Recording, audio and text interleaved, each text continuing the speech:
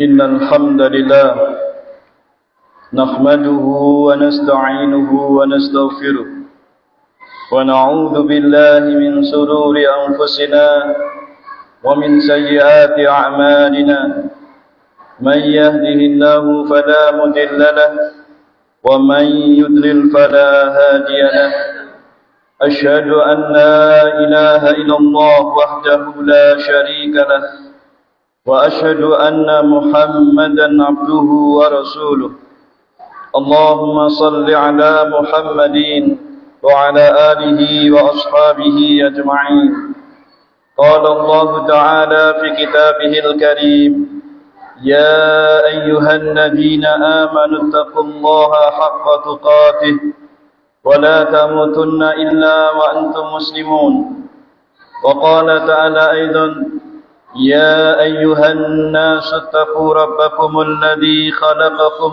من نفس واحدة وخلق منها زوجها وبث منهما رجالا كثيرا ونساء واتقوا الله الذي تساءلون به والأرحام إن الله كان عليكم رقيبا وقال تعالى أيضا يا أيها الذين آمنوا اتقوا الله وقولوا قولا سديدا يصلح لكم أعمالكم ويغفر لكم ذنوبكم ومن يطع الله ورسوله فقد فاز فوزا عظيما أما بعد فإن أصدق الحديث كتاب الله تعالى وخير الهدي هدي محمد صلى الله عليه وعلى آله وسلم وشر الأمور محدثاتها فإن كل محدثة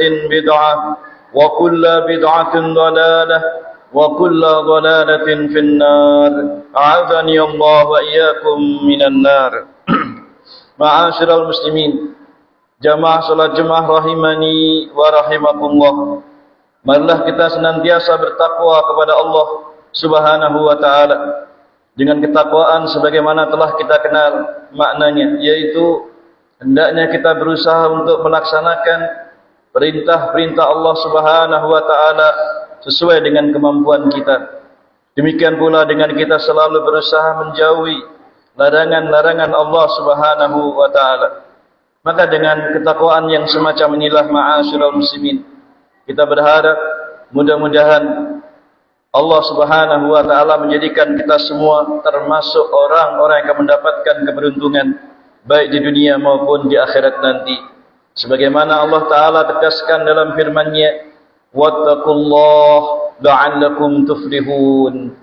Bertakwalah kalian semuanya kepada Allah agar kalian semuanya beruntung. Ma'asyiral muslimin rahimani wa rahimakumullah.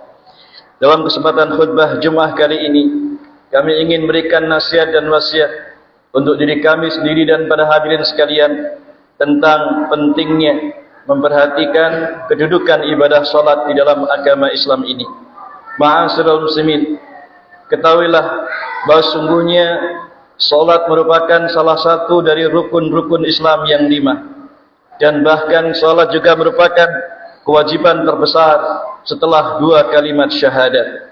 Sebagaimana Nabi SAW bersabda, Bunyal Islamu ala khamsin, syahadati an la ilaha illallah wa anna Muhammadar Rasulullah wa iqamis salat wa ita'iz zakat wa hajjil baiti wa shaumi Ramadan.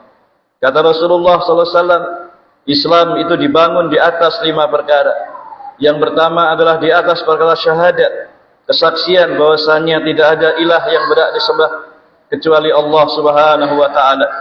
Dan juga di atas syahadat bersaksi bahwa Nabi Muhammad SAW sebagai utusan Allah Subhanahu wa ta'ala. Kemudian yang kedua adalah di atas perkara iqamis salat, menegakkan ibadah salat. Dan yang ketiga wa ita'iz zakah, di atas perkara membayar atau menunaikan zakat. Yang keempat wal haji, yaitu menunaikan ibadah haji. Dan yang kelima adalah wassaumi Ramadan, berpuasa di bulan Ramadan. Demikian disebutkan Imam Bukhari dan Imam Muslim dalam sahih keduanya. Maka ini menunjukkan salat termasuk salah satu rukun-rukun daripada Islam, agama Islam ini. Dan rukun itu maknanya adalah tiang-tiang penyangga suatu bangunan. Karena itulah salat merupakan salah satu tiang penyangga bangunan agama Islam ini. Karena itulah ma'asyiral muslimin, karena Islam merupakan satu tiang penyangga bangunan agama Islam, maka harus kita tegakkan dengan sebenar-benarnya. Nabi SAW juga menegaskan dalam hadis yang lain, Ra'sul amri al-Islam wa umuduhu as-salat wa dirwatu sanamihi al-jihad. Kata beliau, pokok segala urusan adalah agama Islam. Tiang-tiang penyangganya adalah salat dan puncak-puncaknya adalah jihad fi sabilillah. Karena itulah ma'asyiral muslimin, mengingat pentingnya ibadah salat ini, maka salat atau Allah Subhanahu wa taala di dalam Al-Qur'an memerintahkan kepada kita untuk senantiasa menjaga salat dengan sebaik-baiknya. Allah Subhanahu wa taala berfirman di surat Al-Baqarah pada ayat 238, "Hafidhu 'alas salawati was salatil wusta wa qumu lillahi qanitin." Kata Allah taala, peliharalah semua salat-salat dan juga salat wusta atau salat asar, dan berdirilah untuk Allah dalam salatmu itu dengan khusyuk. Ma'asyiral muslimin, yang menunjukkan bahawa sungguhnya Allah Subhanahu wa taala memerintahkan kita untuk selalu menjaga dan memperhatikan ibadah salat kita. Demikian pula ma'asyiral muslimin, Nabi SAW dalam banyak hadis-hadisnya beliau juga mengatakan bahawa sungguhnya salat itu merupakan pembatas antara keimanan dengan kekafiran. Nabi SAW menyatakan, "Inna bainar rajuli wa baiнаsyirki wal kufri tarkus shalah." Kata Rasulullah SAW, sesungguhnya batas atau pembeda antara seseorang dengan kesyirikan dan kekafiran adalah perkara meninggalkan salat. Hadis ini diriwayatkan Imam Muslim dalam sahihnya. Maka itu menunjukkan kalau seseorang betul-betul dia telah meninggalkan salat, maka tidak ada bedanya dengan kesyirikan dan kekufuran. Bahkan dalam hadis yang lain pula, Nabi SAW juga menyatakan, "Al-ahdul ladzi bainana wa bainahum as-shalah, faman tarakaha faqad kafara." Kata Rasulullah SAW, perjanjian antara kami dan mereka adalah masalah salat. Faman tarakaha faqad kafara. Siapa yang meninggalkan salat itu, sungguh dia telah kafir. Demikian disebutkan dalam riwayat Imam Tirmidzi dengan sanad yang sahih. Ma'asyiral muslimin, sekali lagi, ini semua menunjukkan betapa agungnya, besarnya kedudukan ibadah salat itu. Bahkan dalam hadis yang lain pula, ma'asyiral muslimin, Nabi SAW juga mengabarkan kepada kita bahwa sungguhnya di hari kiamat nanti, amal-amal yang pertama kali akan dihisab, akan diperhitungkan oleh Allah Subhanahu wa taala pada hari kiamat adalah salat kita yang kita laksanakan di dunia ini. Nabi dalam hadis yang sahih beliau pernah bersabda, "Inna awwala ma yuhasabu bihil abdu yaumal qiyamah min amalihi salatuh." Kata Rasulullah SAW, sesungguhnya yang pertama kali akan dihisab, akan pertama kali diperhitungkan dari seorang hamba pada hari kiamat nanti dari amal-amalnya adalah tentang salatnya. Fa in salahat faqad aflaha wa anjah. Siapa yang salatnya bagus atau baik, maka sungguh ia telah beruntung, dia juga telah sukses. Wa in fasadat faqad khaba wa khasira. Dan apabila salatnya itu rusak, maka sungguh dia termasuk orang yang merugi dan menyesal. Ma'asyiral muslimin rahimani wa rahimakumullah. Inilah menunjukkan kepada kita bahwa sungguhnya salat merupakan ibadah yang sangat besar, ibadah yang sangat utama dalam agama Islam. Karena itu, sebagai seorang muslim, kita harus benar-benar memperhatikan ibadah salat, terutama untuk diri kita, istri kita, anak kita, dan semua keluarga kita harus diperhatikan dalam masalah ibadah salat itu. Kemudian ma'asyiral muslimin, mengingat begitu agungnya ibadah salat yang seperti ini, ma'asyiral muslimin, maka ketahuilah pula bahwa sungguhnya Allah Subhanahu wa taala dan Rasulnya juga telah menjelaskan tentang bahayanya orang-orang yang meremehkan dan menyia-nyiakan ibadah salat, bahkan yang meninggalkan salat itu.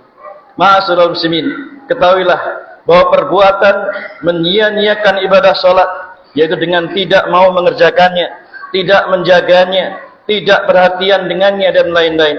Ini merupakan sebab timbulnya kesesatan pada diri seseorang. Ya, apalagi jika dia meninggalkannya sama sekali, tentu lebih jelek lagi keadaannya. Ketahuilah ma'asyiral muslimin, Allah Ta'ala berfirman di dalam surat Maryam pada ayat 59 hingga 60. Allah Subhanahu wa Ta'ala berfirman, "Fa khalafa min ba'dihim khalfun adaa'us shalah wattaba'us syahawat." Kata Allah Ta'ala, maka datanglah sesudah mereka, yakni setelah generasi para nabi, yaitu generasi para pengganti yang sangat jelek, yang mereka itu punya sifat adaa'us shalah, mereka menyia-nyiakan ibadah salat, wattaba'us syahawat, dan mereka mengikuti hawa-hawa nafsu mereka. Fasawfa yalqauna ghayya, maka sungguh mereka kelak akan menemui kesesatan. Illa man taba wa amana wa amila salihah, kecuali orang yang mau bertobat, mau beriman, dan mau beramal saleh. Faulaika yadkhulunal jannah wala yudlamuna syai'a.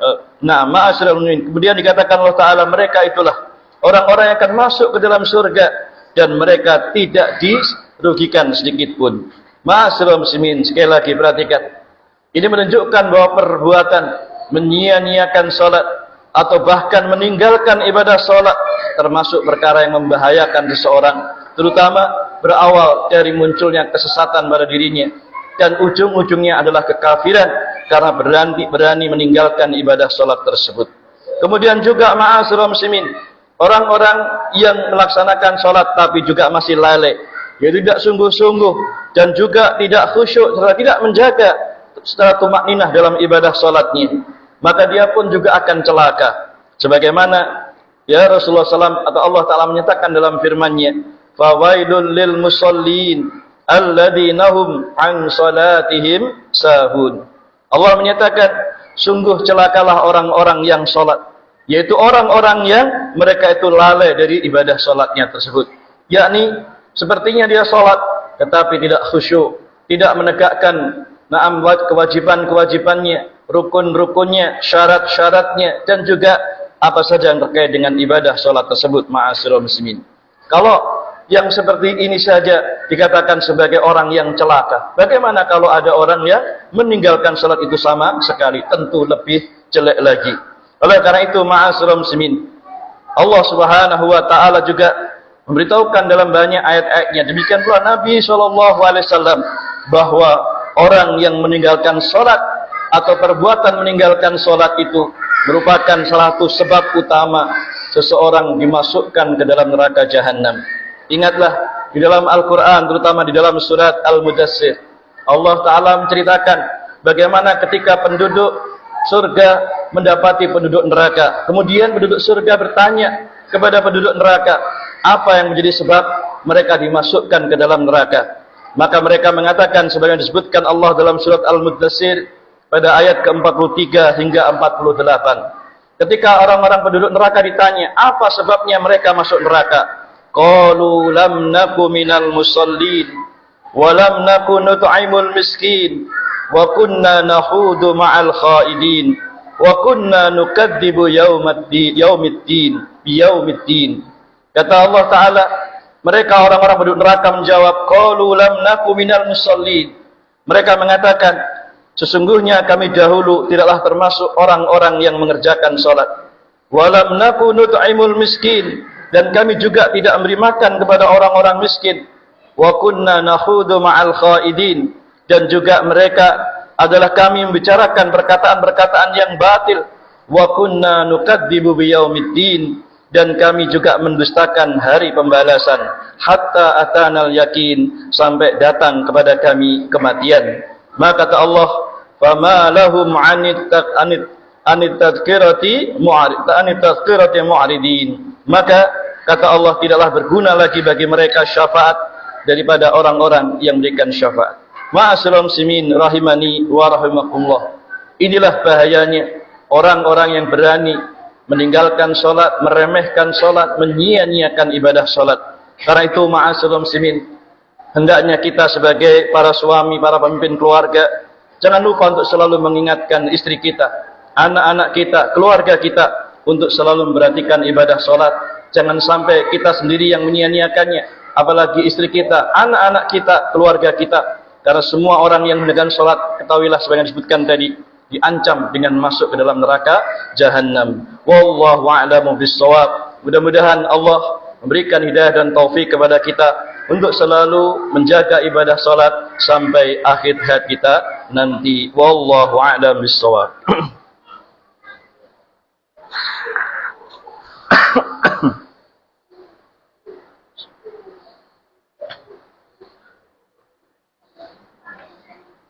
Alhamdulillah, wassalatu wassalamu ala Rasulillah wa ala alihi wa sahbihi wa mawalah wa ba'd. Ma'asyiral muslimin, jamaah salat Jumat rahimani wa rahimakumullah. Pada kesempatan khutbah yang kedua ini, kami ingin tambahkan lagi tentang bagaimana penjelasan para ulama tentang hukum yang terkait dengan orang yang meninggalkan ibadah salat. Ma'asyiral muslimin, ketahuilah bahwa ketika membahas permasalahan ini, para ulama mengingatkan bahwa orang yang meninggalkan ibadah salat itu ada dua macam. Pertama adalah mereka yang meninggalkan salat dengan diyakini atau dengan adanya keyakinan bahwasanya salat itu tidak wajib baginya. Padahal dia seorang muslim, mengaku sebagai seorang muslim, dia tinggalkan salat dengan anggapan bahwa salat itu enggak wajib bagi dirinya. Maka orang yang seperti ini, para ulama sepakat menyatakan hukumnya kafir. Biarpun dia KTP-nya Islam, mengaku Islam, maka orang yang meninggalkan sholat dengan meyakini tidak wajibnya ibadah sholat itu, maka sungguh dia telah kafir. Sebagaimana dinyatakan para ulama tentang masalah ini. Dan tidak ada khilaf di kalangan para ulama dalam masalah ini. Kemudian yang kedua, orang yang meninggalkan sholat namun karena malas-malasan, tetapi dia masih meyakini kewajiban ibadah sholat itu pada dirinya. Maka orang yang seperti ini, para ulama berbeda pendapat. Sebagian mengatakan tetap hukumnya dikafirkan orang yang seperti ini. Tetapi sebagian yang lain mengatakan tidak. Tetapi dia telah melakukan dosa yang sangat besar.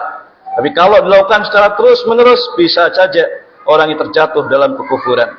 Ma'asyiral muslimin, inilah di antara perkataan dan pendapat para ulama tentang masalah ini. Yang mana pendapat yang menyatakan kafirnya orang secara mutlak yang meninggalkan sholat, maka ini adalah pendapat mayoritas para sahabat Rasulullah sallallahu alaihi wa ala alihi wasallam dan juga para ulama-ulama al-fiqih yang lainnya. Adapun pendapat yang lain yang mengatakan perlu diperinci. Kalau dia ini meninggalkan salat karena meyakini tidak wajib, jelas kafir. Tapi kalau dia hanya sekedar malas-malasan, tapi tahu itu kewajiban dan mengakui kewajiban itu, tapi dia malas, maka sungguh dia orang seperti ini enggak dikafirkan, hanya saja ia terjatuh dalam perkara dosa yang sangat besar yang membahayakan dirinya, dan kalau dilakukan terus-menerus bisa terjerumus dalam kekafiran.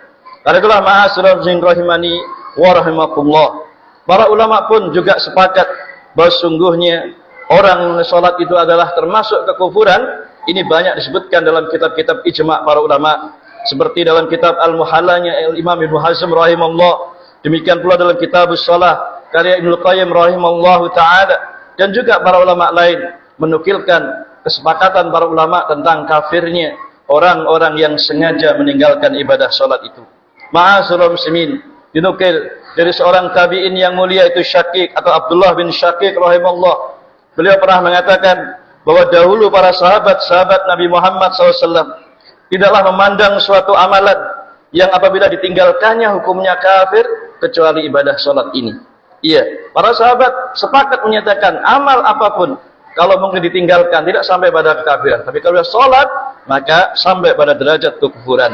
Wallahu a'lam bis-shawab. Ma'asyiral muslimin, oleh karena itu ma'asyiral muslimin, apapun perselisihan dan pendapat para ulama tadi, yang jelas ini semua menunjukkan kepada kita betapa besarnya kedudukan ibadah salat ini, betapa agungnya ibadah salat ini di dalam agama Islam ini. Karena itu tidak sepantasnya kita meremehkannya, kita menyia-nyiakannya, bahkan naudzubillah sampai kita meninggalkannya.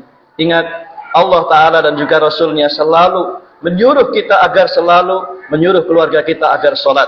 Lihatlah Allah Ta'ala berfirman dalam surat Thaha pada ayat 132, wa'mur ahlaka bis-shalah wastabir 'alaiha la nas'aluka rizqa nahnu narzuka wal aqibatu littaqwa.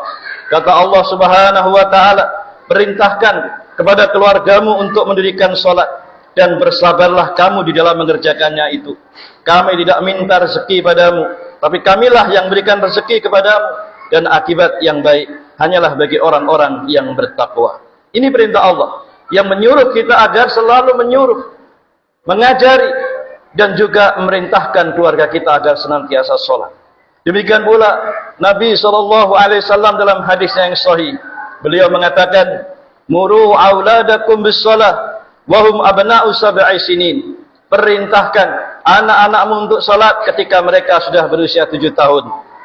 Wadribuhum 'alaiha wa hum abna'u 10 sinin. Dan pukullah mereka yang mereka enggan tidak salat ya ketika mereka sudah sampai 10 tahun. Maka inilah yang diperintahkan Nabi. Ketika masih kecil, meskipun baru 7 tahun kalau belum balik, ajari mereka salat. Perintahkan mereka salat, giring mereka ke masjid untuk ibadah salat, kasih contoh agar kita salat di depan mereka, ajari mereka salat yang benar. Seperti hari Jumat seperti ini, anak-anak pun juga diajak ke masjid, ya. Tetapi kalau ramai diingatkan, sepertinya harusnya seperti itu, ya, supaya mereka juga tahu bagaimana salat Jumat, salat jamaah dan sebagainya. Maka ma'asyiral muslimin, dalil-dalil ini semua menunjukkan pada kita tentang betapa agungnya, betapa besarnya, betapa mulianya ibadah salat dalam Islam, sehingga kita tidak boleh meremehkan untuk diri kita sendiri. Demikian pula untuk keluarga kita semua, istri kita, anak kita, harus kita ingatkan dengan ibadah salat. Jangan kita remehkan. Ingat, di hadapan Allah Ta'ala ini kita akan dimintai tanggung jawab, ma'asyiral muslimin. Apakah kita telah mendidik dan mengajari keluarga kita salat, atau menyia-nyiakannya, bahkan membiarkan mereka tidak salat? Na'udzubillah. Demikian ma'asyiral muslimin, khutbah Jumat kali ini, intinya kami ingatkan kembali tentang pentingnya dan wajibnya bagi kita untuk senantiasa memperhatikan ibadah salat. Demikian pula wajibnya untuk kita semua memerintahkan diri kita dan seluruh anggota keluarga kita agar mereka selalu mendirikan salat.